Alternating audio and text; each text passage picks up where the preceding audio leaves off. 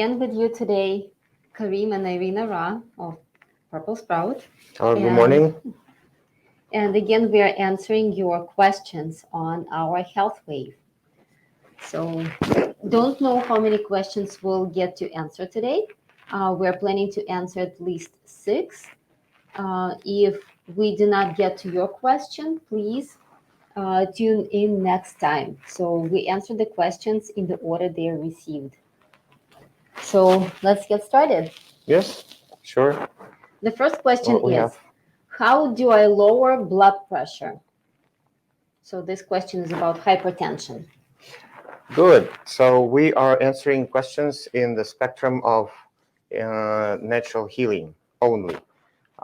And we can also discuss, but that would not be our recommendation to go with medications, and the considerations ultimately yours. So first, to go into discussing the means and ways to lower blood pressure, we need to understand where the blood pressure comes. The cause, right? yes. The right cause of the blood pressure, because blood pressure itself is not the disease. It's just a condition that accompanies the causative factor. And causative factor for It's just a symptom, right? Yes, symptom. Well, it's more than a symptom, of course, but it's always accompanying factor. The body would want to bring the blood pressure up only in a few cases, and those cases are the causative factors. So one is the stress. Stress would be considered the factor which creates the spasm within the muscles, within the smooth muscles of the body, and of course the blood vessels would constrict due to stress. The chronic stress brings about the chronic elevation of blood pressure. Hypertension is the condition, and elevated blood pressure is the symptom within this condition. This is how we need to differentiate and understand it within. So stress, constant stress constricts the blood vessels, and the pressure of the blood within the blood vessels, of course, becomes higher and tighter, and the gas exchange happens at a lower rate, during which the brain and the heart muscle suffer primarily, and of course the rest of the body too. It would constrict the blood vessels on the periphery, and then we would observe the elevated blood pressure. So in this case, of course, number one thing to consider is to relieve the stress. And relieving stress practices are very widely known, from the adequate rest to removing certain or working on the emotional state, the emotional condition, working them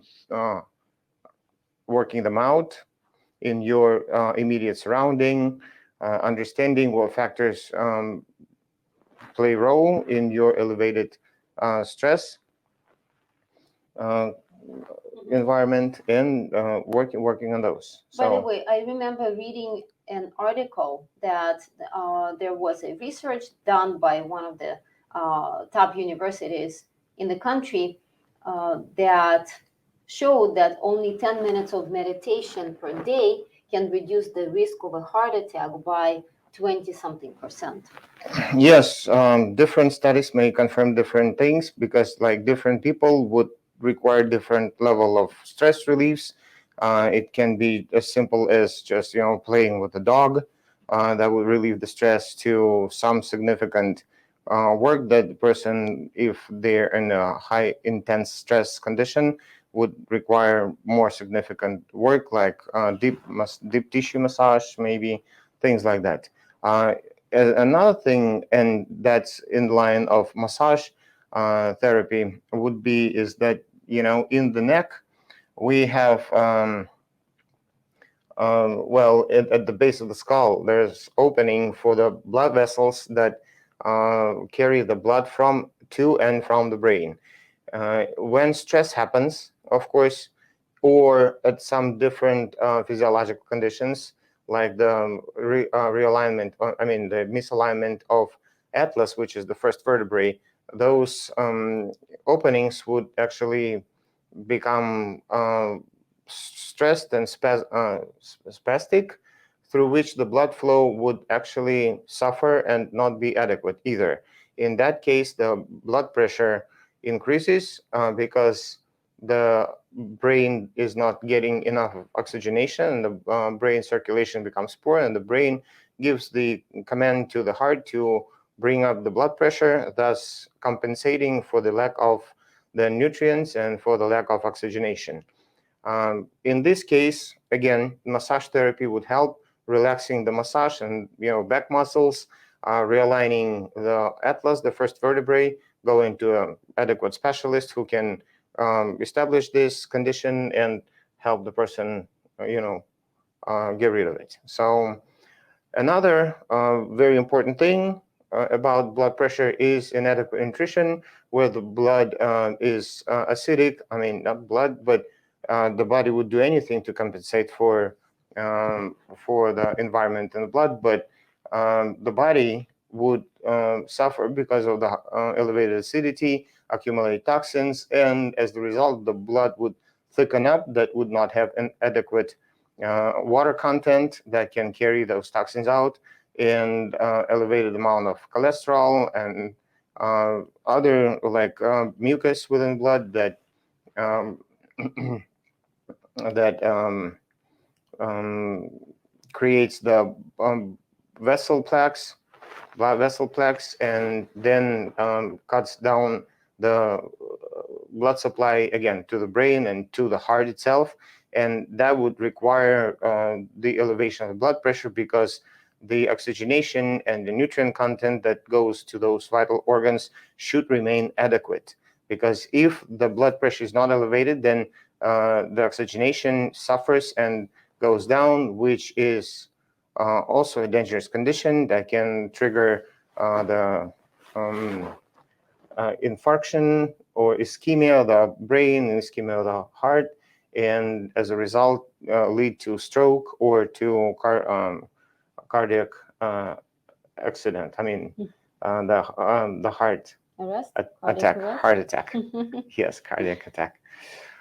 So, and in this case, we need to consider how we can take care of these conditions, and that would be a proper amount of hydration, the correct nutrition in order to dissolve those blood clots, bring the acidity down and pH level up generally, and working out through this condition with dynamics, with proper nutrition, alkaline type of nutrition that would include a lot of bitter greens and uh, fresh products, um, things like that, and definitely detoxifying the body and getting rid of those uh, significant or insignificant blood clots within the body. Yeah. So I would like to emphasize which foods can actually lead to heart conditions and to high blood pressure. Well, those that Specifically. would thicken the blood, bring down the pH level, and create a toxic metabolic wastes accumulation within the body. And that would be, all those bad foods that we understand that are very unhealthy as a baseline, but then to each and every individual, it would also vary in a more refined way. But in general terms, it would be refined grains, sugar. They acidify greatly and they create mucus within the bloodstream, and the mucus um, and that's easy for that person to produce a stress, and free radicals would ruin the blood vessels, and the mucus would get into the blood vessel cracks that way, and cholesterol would also be elevated in this case. And these are the conditions for the blood plaque formation. And of So course, animal products. animal products, One of the main culprits. dairy products. So yeah, those that are very acidic type of foods, the stale food, unfresh food, preserved foods, um, yeah, those type of foods, like junk food. Cooked oils. Yes, trans fats.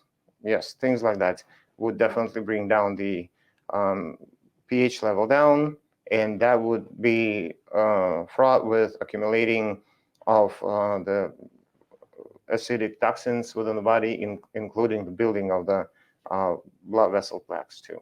So, Okay. which then gradually lead to elevated blood pressure.